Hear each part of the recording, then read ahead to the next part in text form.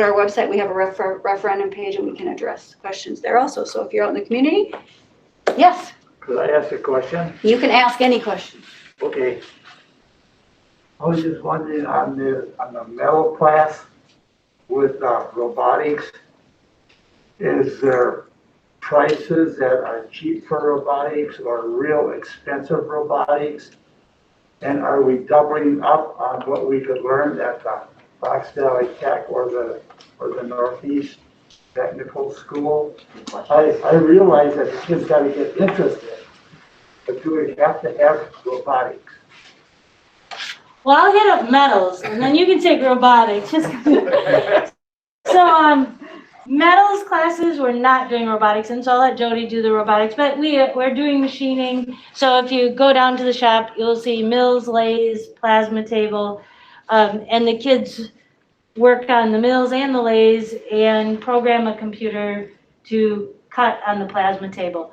And robotics, we are not doing any robotics in the machining area. I mean, that is possible, but we are not.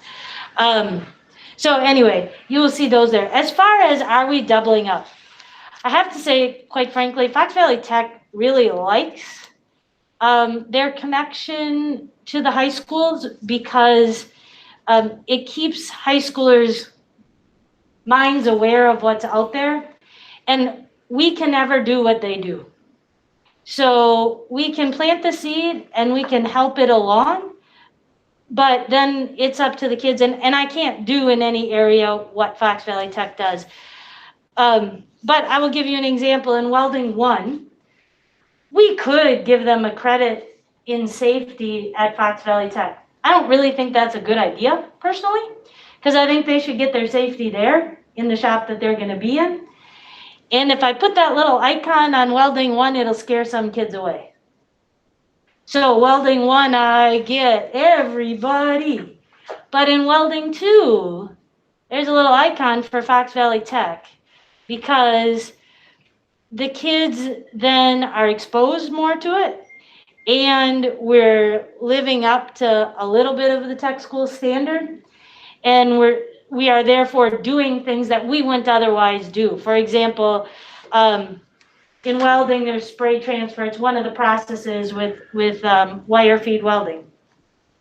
Well, we mostly do short circuit, but guess what? Because Fox Valley Tech thought we ought to be doing spray transfer, I'm teaching them spray transfer, and they are doing that a little bit. Well, that's because Fox Valley Tech is far more able to be tied to industry. I mean, I have been to our local metal shops, but I'm teaching high schoolers all day, right? Like it is a different thing from me to go occasionally, as opposed to Fox Valley Tech having a board that is for welding, for their welding program. And so they are much better at that. So it's good for us to have the tie, and they like us having that tie. That's good. So some overlap is good, and there are schools that do that a lot. But I think, anyway, robotics. Yes. That is a very good question that you just had about that. And Seymour did kind of touch on the robotics.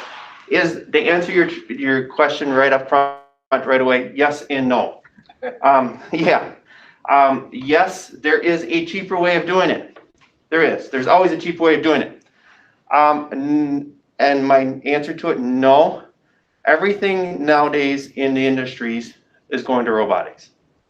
Welding, that Seymour was just saying, we could actually weld is now robotics. Even manufacturing is robotics.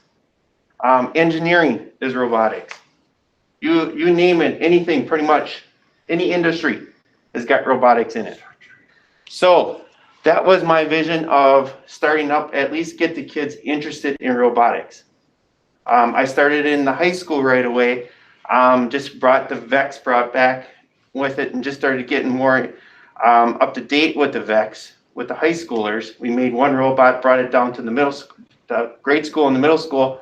We actually have over 27 middle schoolers that were interested in the VEX robotics to start that up. So it's like, okay, this is where our future is. It's coming. These kids are very excited about robotics.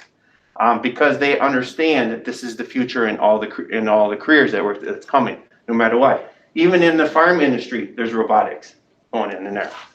So that's why we're kind of going like, okay, we really kind of need a room. So if this is where the future is coming and most of the kids are coming in are getting more excited about robotics, we need a spot that we can actually build these things, have and actually run them, use them, design them, program them, and keep going with them over the year and with semester. So it's actually after school project and some during classes too. So we have an area for both of it. Does that kind of answer your question? Yes, there is a very cheaper way of doing it. Yes.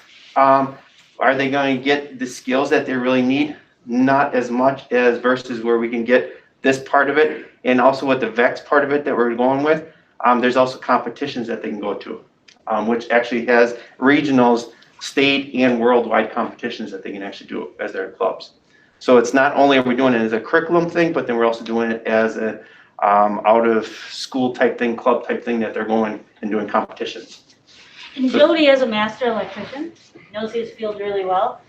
We would not be where we are without Fox Valley Tech in woods, metals, and welding, because quite frankly, I needed them.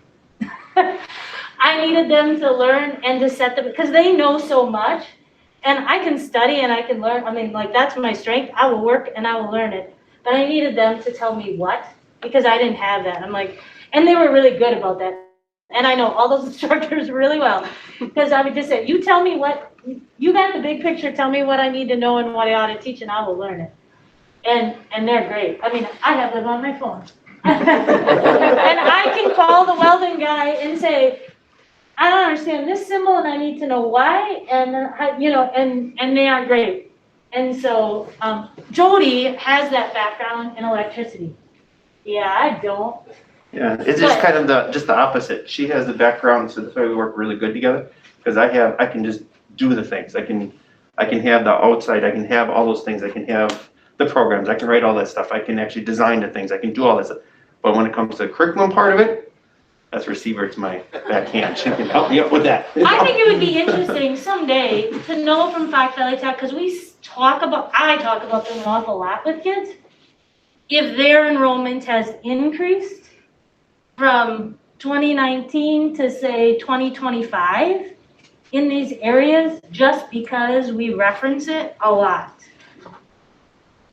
So in other words, when they graduate from here, they can continue their education at one of the technical school and advance their education further. That's exactly what we're doing. Yes. And oftentimes they will have met the teachers, because the welding guy will come here, or we will go there. So oftentimes the kids will have, you took a field trip there last year or the year before, right? Well, you should have been on it. The one I was supposed to go on was canceled. Oh, there you go. Was it COVID? And not only that, but not only Fox Valley Tech, but we're also doing that with employers too. So in the community. So we're also doing, so whether it's the local guys, union guys, or even the local contractors or whatever. So we're also hitting those guys up, and they're coming in. So the students, we're not just doing continue education from the Fox Valley Tech area or the technological colleges, but we're also just the workers, with the worker bees. That they want to just become a worker bees, and then they can go and get a job, and then those employers will send them to school. That type of thing too. So yes, we're going all different directions here, not just going one path. We're going different paths where everybody wants to go. And we also got students that are going to the 4-year college. I had a couple of them previous that came into me already that took my electricity 2 class that I started way back when. I'm going to say his name, Josh Krause. He came back to me and he says, hey, the stuff that you taught me with the PLC control, he says, my professor said, this is 3rd year college course that you taught me. He says, tell your teacher, good job. And I just kind of like, thank you. It's awesome, yes. And I think part of what you're doing is you're kind of giving everybody a taste, right, of what's going on, so that they can understand, hey, I really do like electrical. or I like robotics, or I like welding, or maybe I like a little of each of these because I got to try the shoes on a little and I can still take these classes at TC or wherever, Yep, exactly. Yep, which is pretty cool. yep. Just planting that seed. That's what we're Which is doing. awesome. Any other questions? Yes. So, is this addition, is that built just to fit what we have now? Or have we expanded it for like future needs for growth? And then the second question is, how does, we talked about the initial investment. How does the maintenance play in for the investment? I don't know if somebody was, I'll take the first Planning one. from somebody the else take the beginning. second one. they've been in it right from the beginning, so they're always usually the best person to look So, towards. and you guys can fix what I don't do. So the answer to what does it fit is something needed to move out to create space. One thing needed to go somewhere. And so basically, there's a lot of ways to do that. And we kind of decided it was good to keep construction and woods and, like the things that are together that could be there. So there is a space created that theoretically on there is automotive. Could that space be used for another tech ed thing? Sure, it could be because it's a large space. But so if we move one of those items in this model, automotive out there, we then allow welding and metals to go what's in the current automotive shop and construction to come into a part of the wood shop and then woods to have the remaining, whatever, 2/3 of, or half of that area. So that's if you would take a walk down there, we are really, really tight. I guess maybe I didn't ask a question, right? Saying like, okay, you're gonna Yeah. do this addition, and you have a plan for right now where all your equipment Yep. goes, but in 10 years after the addition, are you still gonna have room to grow from there?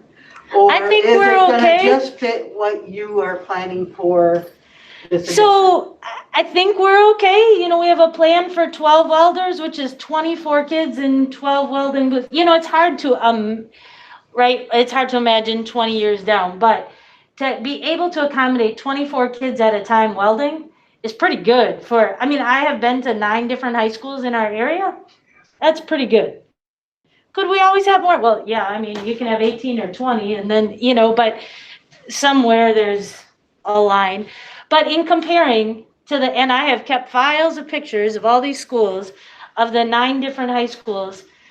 And I think that's maybe the best way is to see, because there's, where are they at in size in comparison? I think it's pretty good. Yeah. I think just one other piece of this too is Clint, you want to introduce yourself? Oh, sorry. I'm Clint with Bray Architects.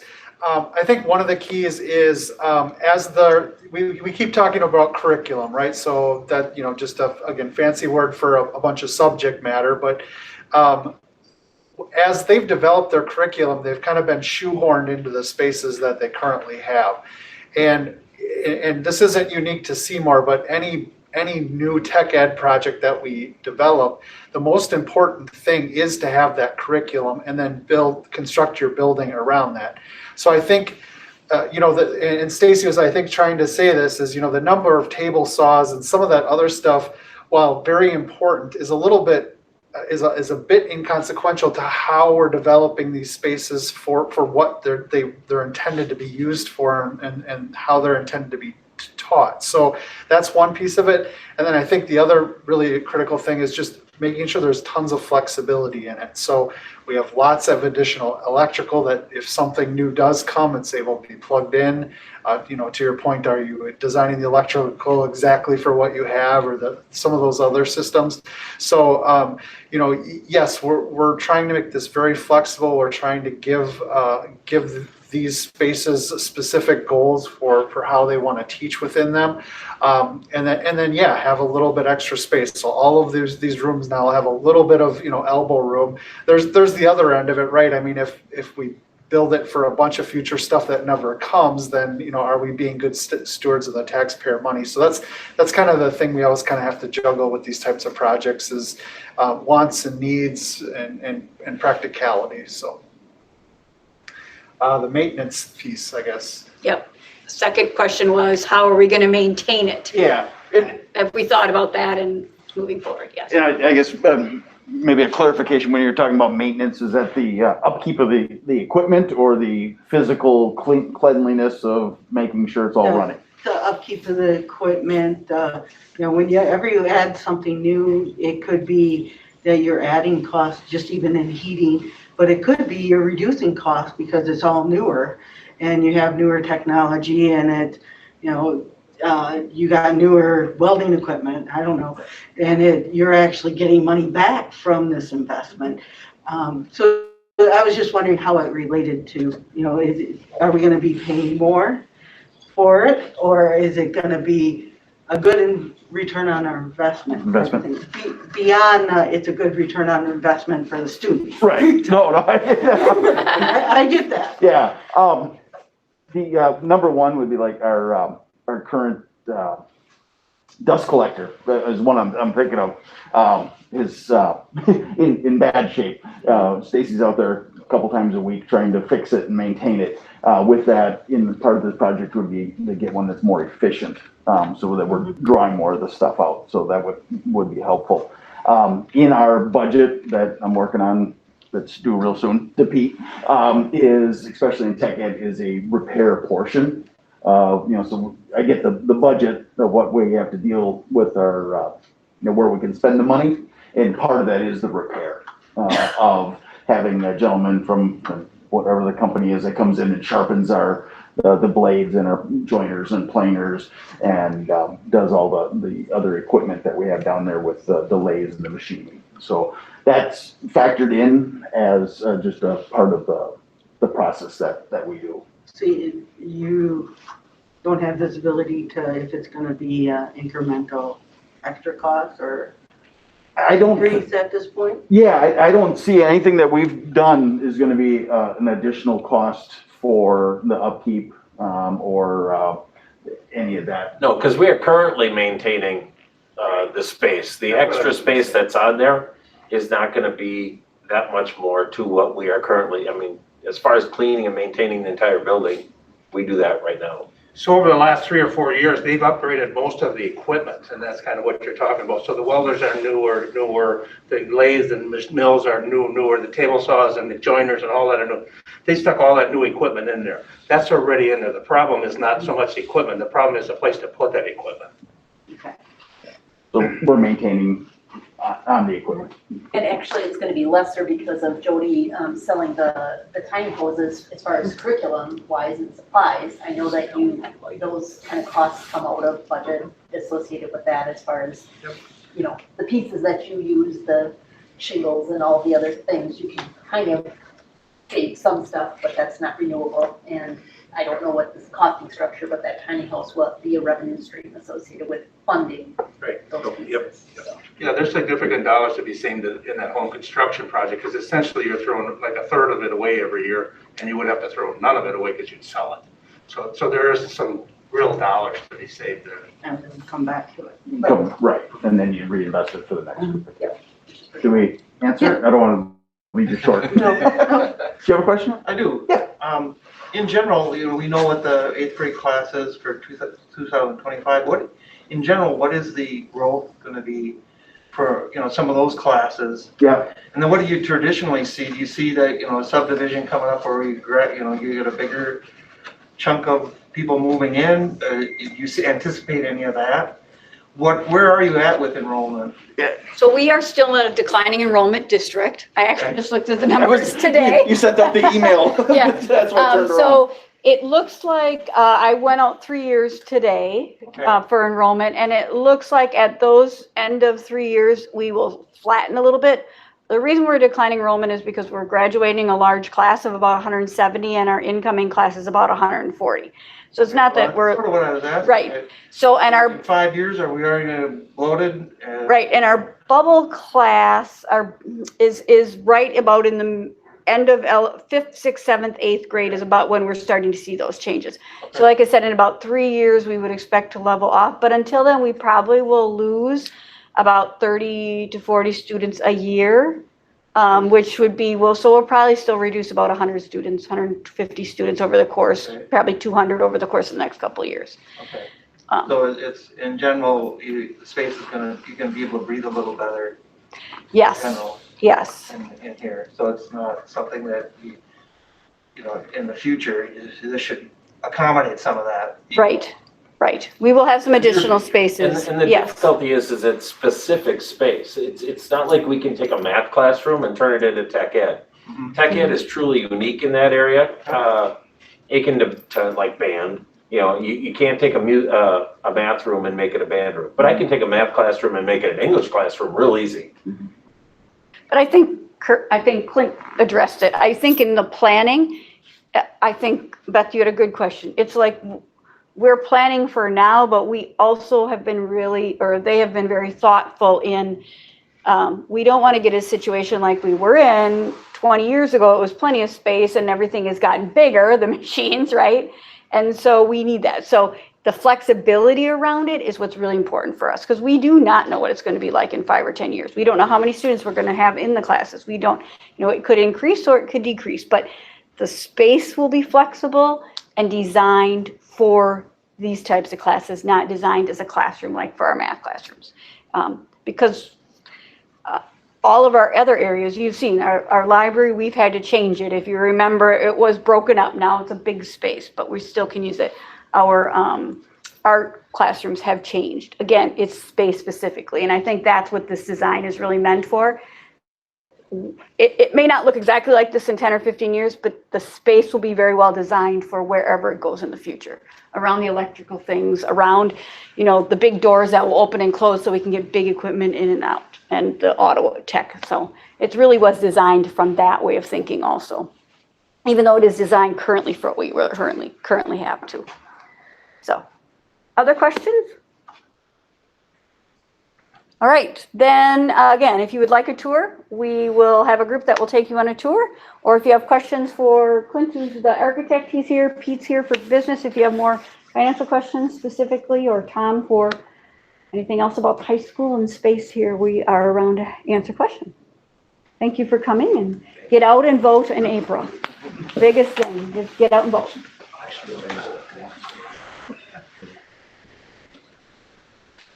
Yep, we're done. Yep, we can just stop recording.